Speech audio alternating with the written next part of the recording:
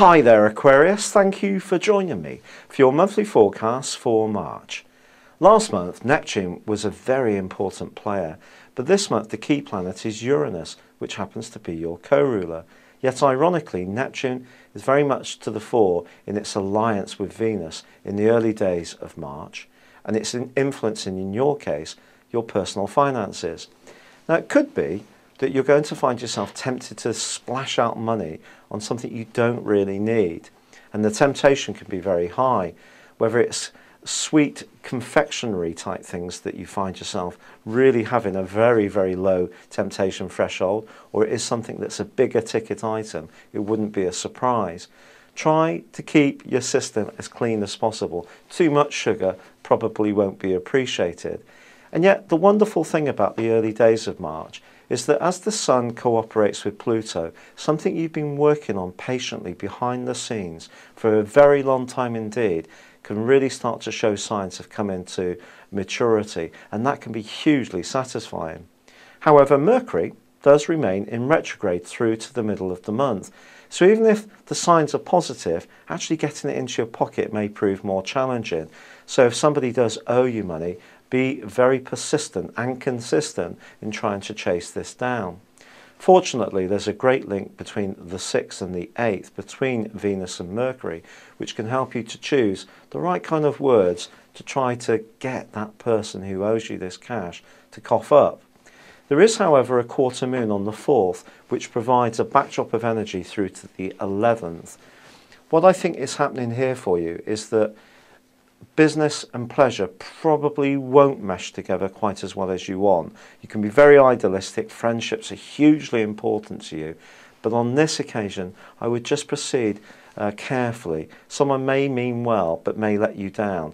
They may even ask for a possession of yours, even a CD that you like. Whether you'll get it back is another matter.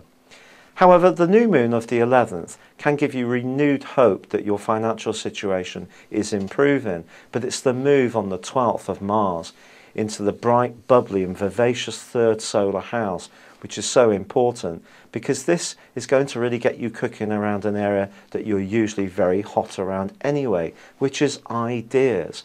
And you may find yourself really wanting to be very active and very proactive when it comes to expressing how you feel from then on.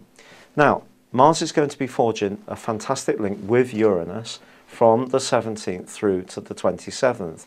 If you are a particularly inventive type of Aquarian, this can see you coming up with brilliant ideas, releasing newsletters, doing your own blog, revising websites if you already have them, perhaps buying some new gizmos which will help you to join in with this digital revolution that we're all part of. But most of all, it's going to see you very bright and vivacious. And it's also joined by the Sun on the 20th and Venus on the 22nd. So your personal communication is going to sparkle in the last 10 days of this month, and your popularity can rise on the back of this. Unfortunately, however, Mars and Uranus, but then more long-term Uranus, are going to be clashing with Pluto. Now this particular influence happened last year for 7 months, and it's going to happen this year for 7 months too. The difficulty is that this can create a lot of psychological nervous energy, and therefore it's going to be very important to do better than last year. If you did end up feeling quite tired or quite tearful at times, your mood was a little bit up and down, in order to counter this, do try to get much fitter and physically fitter as well. And this will help you to ward off the occasional bursts of exhaustion that could come through, especially from psychological energies. And sometimes from people that you have to mix with, that we all have to mix with, that perhaps you find quite difficult to deal with and undermining, even if it's never quite spoken.